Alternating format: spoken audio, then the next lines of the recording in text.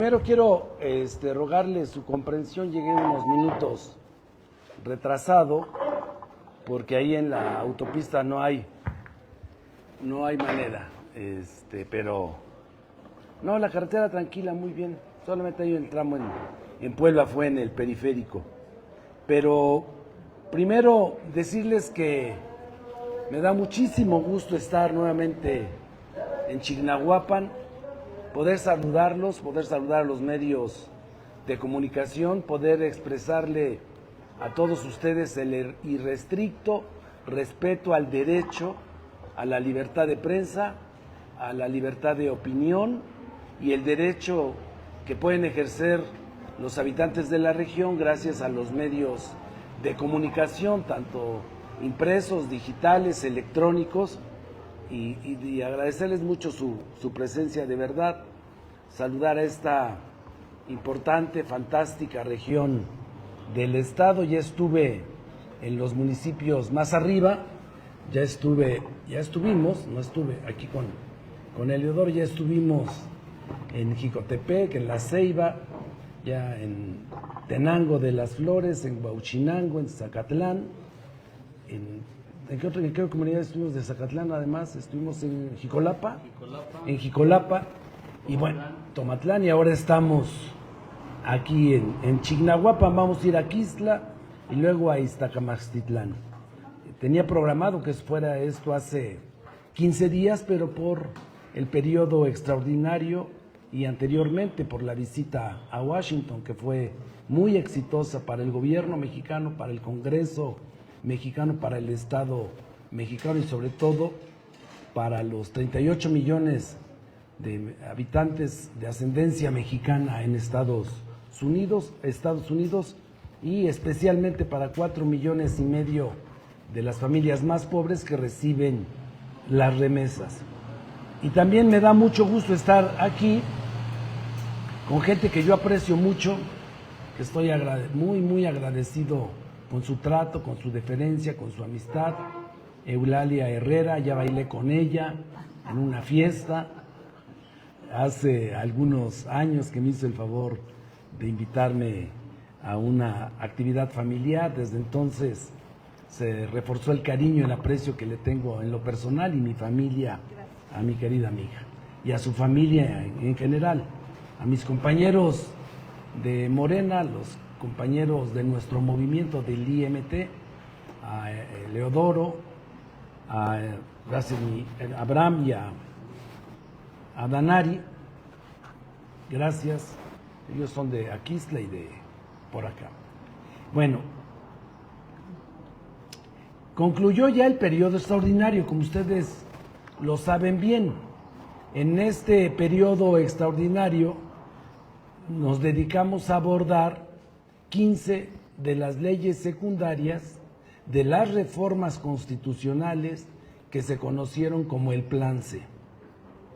Solamente nos quedan algunas pendientes del Plan C en materia del Poder Judicial para el nuevo funcionamiento del Poder Judicial, por lo que hace a la Suprema Corte de Justicia, el Tribunal de Disciplina Judicial y para el funcionamiento también de algunas magistraturas.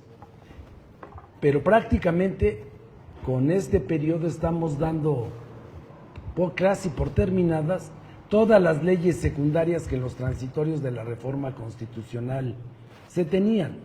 A la par, aprobamos 2 leyes muy importantes para México, una revisión integral derivada de la reforma constitucional y de la reforma a la ley de la administración pública, de la simplificación administrativa y burocrática, la ley de telecomunicaciones, que fue muy discutida, muy debatida, y prácticamente lo que se votó en Cámara de Senadores y después en Diputados fue un nuevo dictamen.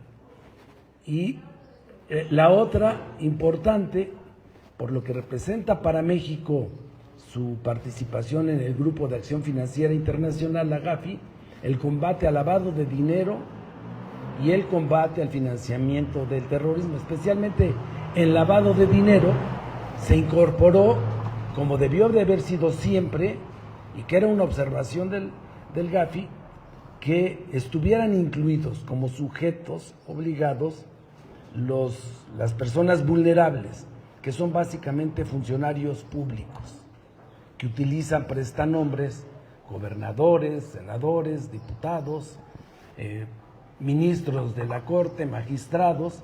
Ahora ya están incorporados formalmente, no solo el sistema financiero y personas en lo particular, que ya se había avanzado mucho con triangulación financiera, con delincuencia organizada, con empresas fantasma, con empresas fachada, con los notarios para que no se hicieran compra de inmuebles con más de 700,000 pesos en efectivo, o coches que no se puede pagar más de 200,000 pesos en efectivo, y reduciendo el uso de efectivo.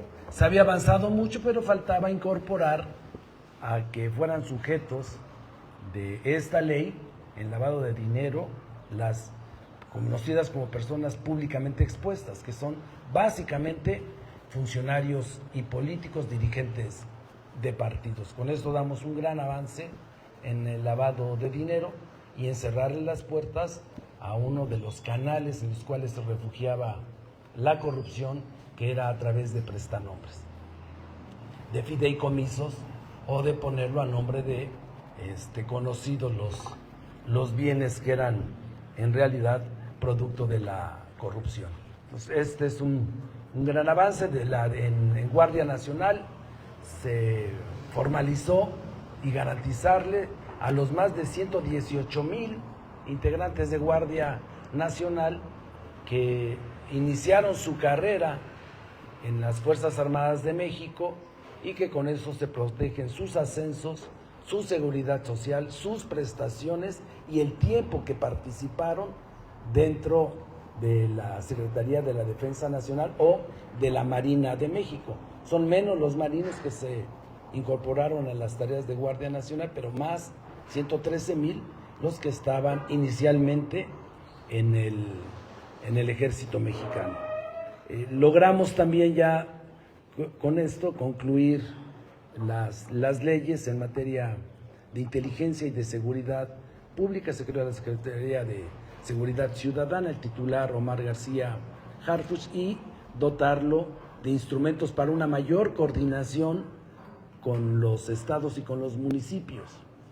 La estrategia de pacificación del país, de seguridad del país, pasa no solo por canalizar casi 1 billón de pesos en programas sociales, cerrarle la puerta, garantizando más educación, becas para los muchachos, los programas sociales para personas adultas mayores, discapacitados, generan que haya recursos económicos en las localidades y que no caigan en la tentación que puede provocar que sean cooptados por el crimen organizado. Pero no era suficiente, se requiere la participación de los estados y los municipios, y ahora con estas 2 leyes se garantiza la coordinación. Un ejemplo, lo acabo de ver hoy, venía yo hacia acá y contamos 7 unidades, 7 patrullas estatales y de Guardia Nacional. Yo que recorro, que vengo manejando yo, que no traigo escoltas, que no traigo nada, les puedo asegurar que me sentí tranquilo. Ayer también ya muy noche salí de la Ciudad de México y me vine por Cuernavaca, Cuautla, y llegué por la siglo XXI, un accidente, y la verdad eran las 12:30 y yo sentí tranquilidad, y eso es bueno que lo sepan los ciudadanos, de que está dando resultados. Y finalmente, lo que ya saben, que fue fuera de este periodo extraordinario, fue en paralelo, estuve encabezando una delegación plural de todos los partidos políticos, de senadores, para hablar con los senadores y representantes en los Estados Unidos, en el Congreso norteamericano, para una iniciativa del presidente Trump, que en inglés es la One Big Beautiful Bill, en español era la única gran y de hermosa ley, que de hermosa no tenía nada. Eran 900 páginas, 450 y tantas hojas, y en uno de ellos había un apartado que era una sección donde establecía un gravamen a las remesas del 5%. Como ustedes saben, las remesas son alrededor de 65 mil millones de dólares.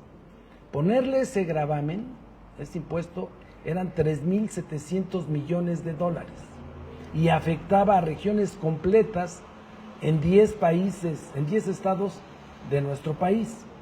En el caso de Puebla en específico, a 39 municipios de la región de la Mixteca Alta y la Mixteca Baja y del Altiplano, de Izúcar de Matamoros a Cholula, parte de los municipios en las faldas del volcán, Nealtican, San Nicolás de los Ranchos y Calpan principalmente.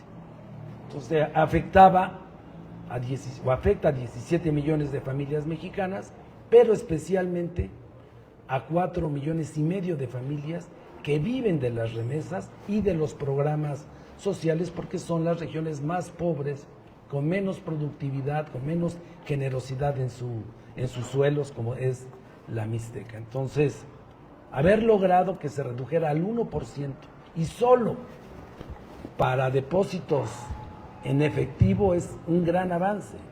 El 99% de las transferencias son electrónicas, ya se liberan de ese 5%. O sea, ya no va a haber 5% para todas las transferencias que se hacen a través de las empresas de reenvío o del sistema bancario. Y para ese 1%, que sigue siendo importante para nosotros, para el gobierno de México, para la presidenta, a través de la tarjeta de financiamiento para el bienestar, se va a ampliar su distribución a través de la red de consulados en México, que es enorme, especialmente en las ciudades donde más se concentran nuestros paisanos, y lo va a compensar el gobierno. La presidenta va a informar en qué términos y cómo se va a hacer, pero ya será realmente una cantidad mínima, y el gobierno mexicano en el presupuesto, sin quitarle a los programas sociales ni otras actividades, podrá disponer, porque serán alrededor de 118 millones de pesos, ya no es esa cantidad monstruosa de más de 65 mil millones de pesos, que era igual al presupuesto, por ejemplo, de Baja California o de Tlaxcala. Entonces ya nos podemos sentir satisfechos, hicimos nuestra chamba, la Embajada de México lo hizo, lo trabajamos en conjunto, fue sorprendente para los congresistas norteamericanos, para el Departamento de Estado norteamericano, que fuera una delegación completa en medio de las diferencias y del debate aquí por muchas leyes en México con la oposición, que hayamos llegado unidos, coordinados, el gobierno de México, el Congreso mexicano, a negociar. Este acuerdo tuvo una gran relevancia y causaba incluso sorpresa que fuéramos juntos con el senador Vila del PAN y la senadora Ruiz, más la senadora del PT Giovanna, y del Verde Ruth, el senador Murat, nuestra compañera Karina, que es senadora migrante, la primera, y su servidor. Entonces lo encabezamos, nos fue bien, le fue bien a México, la economía está muy bien, el dólar está, el peso frente al dólar se sigue consolidando, la inversión directa a México se incrementó, a pesar de la amenaza para los de aranceles al aluminio mexicano. Se está negociando, haciendo un gran trabajo la Secretaría de Economía y de Relaciones Exteriores. Bueno, eso es lo que voy a informar hoy en las asambleas. Voy a estar con mis compañeros y quería compartirlo con ustedes, y estoy atento a las preguntas que me quieran hacer. Si alguien desea preguntar, adelante. Preguntarle, senador, profesor Federico Islas de Galicia, acerca de la ley de telecomunicaciones, guardaba en sus apartados muchas exigencias en las cuales se mencionaba y se abstenía hasta cierto punto de que los medios de comunicación pues pudieran hacer su trabajo libremente. Hubo mucha controversia, hubo mucho trabajo, se trató de maquillar, pero la verdad es que ha sido una lucha en contra de quienes ejercemos la libertad de expresión. Dicho de otra manera y aterrizado en el Estado, pues hoy sabemos de la ley cibernética y con la finalidad de no afectar y de manera natural pues, a escrita, obviamente a los, en este caso, a las personas que están en el poder, llámese gobernador, llámese diputados, cuando obviamente ustedes tuvieron toda la oportunidad, se manifestaron, hicieron paros, tomaron el Palacio Municipal, la explanada, y nadie los sancionó. Y con ello también me gustaría preguntarle, obviamente su homólogo en el Estado, Alejandro Armenta, de todo el trabajo que ha realizado, ¿usted qué no haría de todo lo que él ya ha hecho? Entonces, la verdad que es complicado, pero en lo que compete a los medios de comunicación nos han estado coartando nuestro trabajo. El hecho que se diga que hay libertad de expresión y que con ustedes no tenemos nada, pueden decir lo que quieran decir. Eso es mentira. Y eso formó parte de la ley de comunicaciones.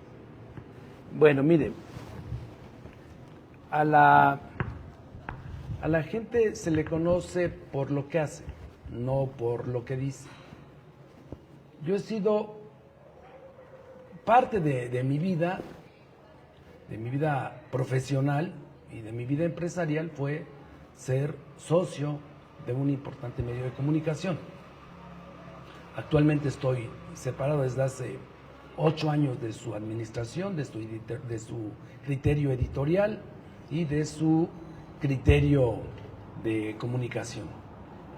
Pero conozco la vida de la redacción, del reportero, y conozco la actitud editorial, que algunos llaman la línea editorial de los medios, sus mecanismos de subsistencia. Les quiero decir que yo, por esa formación, y por mis amigos históricos del periodismo, porque he leído y conozco sobre eso, yo lo respeto, esa es mi opinión personal. Personalmente revisé, encabecé, promoví y fue aceptado por el gobierno a una iniciativa de la presidenta, una revisión integral de los más de 300 artículos que traía la iniciativa original en materia de telecomunicaciones. El más controvertido y el que más se había llamado para artículo 19 y todas las organizaciones y los medios, analistas, columnistas y demás, era el artículo 109. Ese quedó desechado, de plano, no lo hay. El otro son los derechos de las audiencias. Y ahí el PAN fue, la verdad, con inteligencia política sí, pero maniquea. Lo que dijo, y se lo dije a Ricardo, es un desconocimiento total de la gramática y de la ley. Porque en ningún caso se puede censurar el derecho de opinión. Incluso en estos 6 años y ya casi un año de la presidenta Claudia Sheinbaum, a ningún columnista, analista, editorialista se le ha perseguido ni se le ha censurado. Eso está, y yo lo quiero decir plenamente, ni hay censura, ni la ley de seguridad considera que nos espíen. Y se los voy a aclarar después la de espiar. Pero me voy a referir ahora a la posibilidad de garantizar el derecho a estar informado, el derecho de opinar, el derecho de ejercer libremente la libertad de prensa. Eso léanla con precisión. Si ustedes me dicen un artículo en el que esté en duda, personalmente se los aclaro, directamente en una entrevista para su medio, cualquiera de los medios, lo he hecho a nivel nacional, Y al final me dicen, bueno, es que ¿por qué no? Pues porque el debate en la Cámara, lo que dicen, no corresponde a lo que leen. Algunos de mis compañeros senadores les he dicho, hay que leer los dictámenes, y los dictámenes no muerden, como los libros, hay que leer. Ahora, con relación a la ley del Estado de Puebla, que fue presentada y ha generado también comentarios incluso nacionales. Lo dije hace 15 días en Ciudad Cerdán, y antes lo había dicho casi 20 días antes en Huejotzingo. Se está revisando. El gobernador tuvo conocimiento, fue advertido y está en un proceso de revisión como nosotros lo hicimos. Digo, hay que decirlo claramente. La primera iniciativa y el primer dictamen merecía una revisión profunda. En el caso del Senado de la República hicimos, y yo los organicé junto con Javier Corral y los 3 presidentes de las comisiones, pero la estructura fue propuesta por mí, porque la conocía, porque la había revisado, porque conocía sus orígenes de la ley Televisa, porque yo había sido coordinador técnico en aquella época para su revisión, había participado en el proceso que llevó a la declaración de inconstitucionalidad. Entonces, por eso fue que le metimos, y les puedo decir que es una buena ley. Si hay alguna duda, está próxima a ser publicada seguramente la ley, y todavía hay tiempos para que la puedan impugnar cualquier organización libremente, pero yo me ofrezco para hacer puntualmente ante cualquier medio una exposición y sus auditorios para que la gente tenga la certeza que el que opina e informa no va a ser censurado, porque es muy difícil, miren, el derecho de la audiencia y el derecho a informar y opinar, que son 2 cosas distintas. Por ejemplo, es noticia que hubo una redada en Los Ángeles, California, ¿no? Que hay redada en Los Ángeles, hay detenidos, y le pones, eso ya es opinión. ¿Cómo lo podría diferenciar la autoridad? Era imposible. Por eso yo lo propuse, eso se va. Entonces, el comunicador tiene el derecho, como lo hiciste ahora en la pregunta, a opinar y a cuestionarla. ¿Es noticia la ley del Estado de Puebla? Sí. ¿Cuál es la opinión? Pues la opinión que tienen ustedes es que violenta derechos. Eso es lo que se está revisando. Entonces, hay que hacer una revisión puntual, hay que esperar que se reúna el Congreso. La vamos a leer una vez que ya lo anunció la presidenta Artemisa de la Junta de Gobierno, y hay que leerla. Ya pronto va a estar y lo platicamos. Y es que también, senador, una cosa obviamente dice, no les guardamos la libertad de expresión, pero por ejemplo, para llegar a la mañanera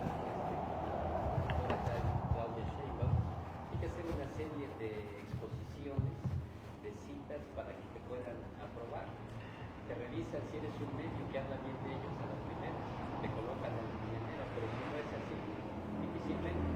Entonces, ahí cuadra precisamente tu trabajo periodístico que tú debes realizar. O sea, sí, no les quitamos su derecho a que ustedes escriban, a que ustedes informen, pero la forma del trabajo que uno realiza es precisamente el que se guarda y se revisa.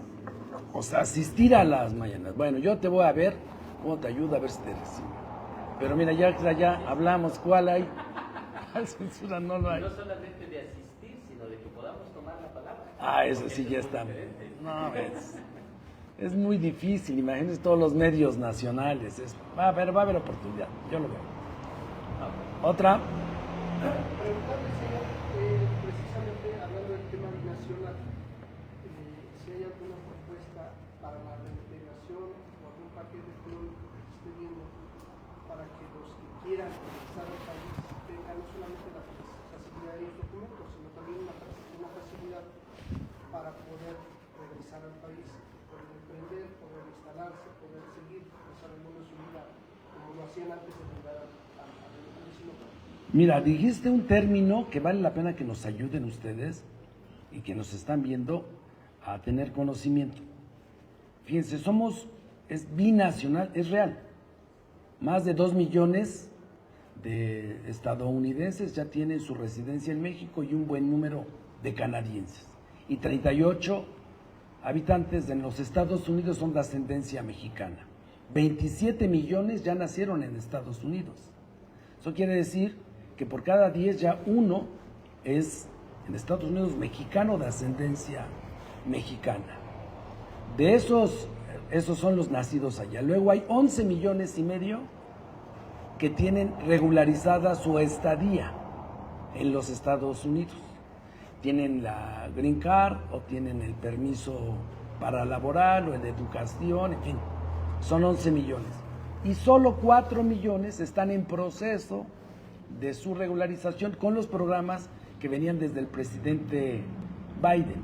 La deportación de mexicanos que no están legalizados es menor. Son más, pero México está en medio y la frontera es enorme. Son muchos sudamericanos, para que se den una idea. El Salvador, Honduras, el 80% de su economía depende de las remesas. El 20% y 30% de las remesas. Entonces, es significativo. Venezolanos, colombianos pasan por México, venezolanos de las Antillas pasan por México. Entonces, muchos de los que los deportan, pero llegan, los mandan a la frontera, porque por ahí entraron, ¿no? Es una cosa que se está platicando con los Estados Unidos en el tema migratorio. Y bueno, a los mexicanos que están siendo repatriados o que se pueden ver en esa posibilidad, hay un programa que desde el mes de enero de diciembre echó a andar el gobierno de México. Hay albergues, hay unidades para su traslado, hay recursos económicos y una parte de los programas sociales para que se incorporen de manera inmediata dependiendo la edad. Y su incorporación también al seguro social para que no pierdan la seguridad social. Entonces ya hay un programa y coordinación, sobre todo con los estados que tienen mayor problema, de asistencia consular y jurídica, para que los que estuvieron en las calles no eran los que tienen una situación irregular, eran y estaban en las calles los mexicanos con nacionalidad ya en los Estados Unidos, porque era un acto de solidaridad, de empatía con otros mexicanos y con otros inmigrantes o migrantes por parte de nosotros de aquí hacia allá. Entonces es un asunto no solo de México. Claro, nosotros vemos y toman las fotos los reporteros que tienen que ver con México, pero ustedes iban a Colombia o a Venezuela, allá aparecían las banderas de Venezuela de quienes se estaban manifestando. Es algo natural, normal. Pero ya está el programa tanto de apoyo allá, de asistencia consular, y el programa para aquellos que tengan que retornar puedan recibir atención, incluso los que no son mexicanos, para que puedan regresar a sus países de origen en un acto de solidaridad y de hermandad que siempre ha tenido México con todos los latinoamericanos y en general como un derecho humano que México respeta.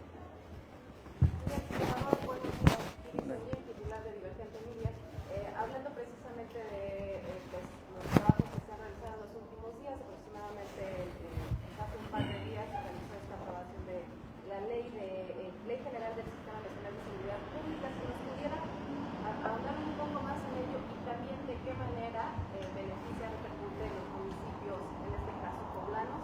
Esa es la primera pregunta. Y la segunda, quisiera saber cuál es el motivo por el cual lo acompaña el día de hoy la señora Eulalia, que pues ya en anteriores ocasiones ha estado con usted lo ha mencionado, y también pues hemos sabido que ha participado en antiguos proyectos políticos. Gracias. Primero lo voy a dar por derecho de igualdad sustantiva y acción afirmativa. ¿Por qué está aquí mi querida amiga? Pues porque es mi amiga, porque la quiero mucho, porque es una mujer de esfuerzo, porque conozco la manera en que ha sido capaz de manifestar como mujer, no solamente su visión empresarial, sino haberse quedado con la responsabilidad de una familia. Su capacidad de resiliencia está de manifiesto, porque es un gran ser humano. Para mí es una gran mujer y porque la quiero mucho. Gracias. Entonces, por eso está. Y luego, bueno, le gusta la política, creo que sí. Creo que los que estamos sentados acá todos. Por eso me acompaña y le agradezco siempre. Y decirles también que, miren, la ley de seguridad, además de lo que ya les comentaba, hay modificaciones a la ley de ascensos, a la ley de las Fuerzas Armadas, en fin. Es para darle certeza jurídica a todos los integrantes. 2, que se buscaba con la ley la coordinación con todas las instituciones de seguridad del Estado mexicano, incluidos ayuntamientos y Estado. 3, que los sistemas de inteligencia respetaran siempre el mandato constitucional, que no viole derechos de mexicanos, que se malinterpretó. Por ejemplo, la geolocalización en tiempo real. Bueno, la geolocalización en tiempo real, dice el artículo, que deberá ser conforme a lo que establezca la ley y el Código Nacional de Procedimientos Penales. ¿Qué dice el Código? Que si no hay un mandato judicial, si no hay una carpeta de averiguación o de investigación abierta, pues no lo pueden hacer. Eso es nada más, está establecido.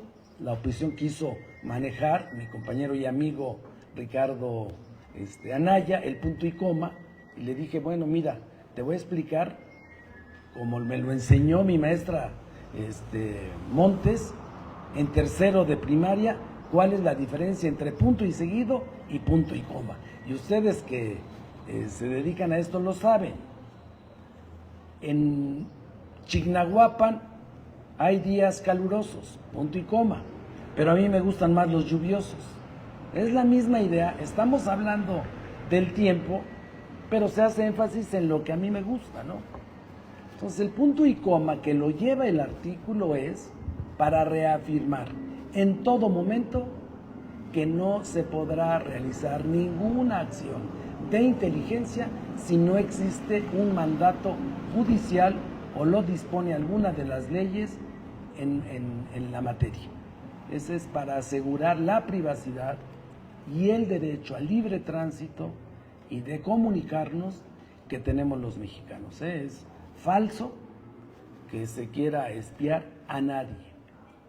Entonces, ahora estamos poniendo en ley lo que antes sí hacían, y que no se metían a espiar tu vida política, tu situación financiera. Se ponían a espiar hasta las vidas personales, ¿no?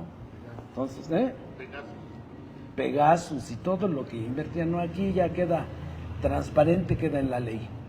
Pero es básicamente en eso consiste, y en definir con precisión las funciones de la Secretaría y la coordinación con la agencia digital.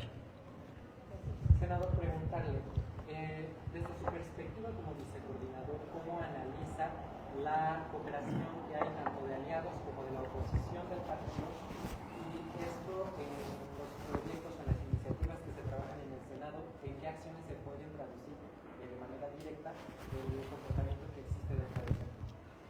Mira, la política es debate, es discusión, es confrontación de ideas, de proyectos, de visiones de las cosas, y también un interés político coyuntural. Yo creo que la oposición se ha equivocado, creo que han cometido errores, no han sabido ser verdadera oposición, porque no confrontan su proyecto contra el nuestro. Se van muchos, no todos afortunadamente, se van a la descalificación, se van al adjetivo y no al fondo del asunto. Y convierten, desde mi punto de vista, yo ya lo dije públicamente, en una caricatura al Congreso mexicano. Le faltan al respeto, no solamente al recinto y a lo que, sino le faltan el respeto sobre todo a lo que son. Además de ser, hay que parecer. Si tú eres legislador, puedes necesariamente no coincidir con tu oposición, pero lo que no puedes es privarle el derecho que lo diga, pero que digan cosas que tienen que ver con la y no convertir en un circo o en un mercado. Y con todo respeto para los mercados, no quiero ser, no me refiero a los mercados donde los locatarios, los comerciantes se ganan de manera honesta la vida, sino que lo que en algunas novelas se convierte en los mercados. Por eso digo que desafortunadamente luego lo convierte en el Pleno en un circo, en una caricatura. Pero en lo corto, en lo personal, hay grandes legisladores, con los que te puedes entender.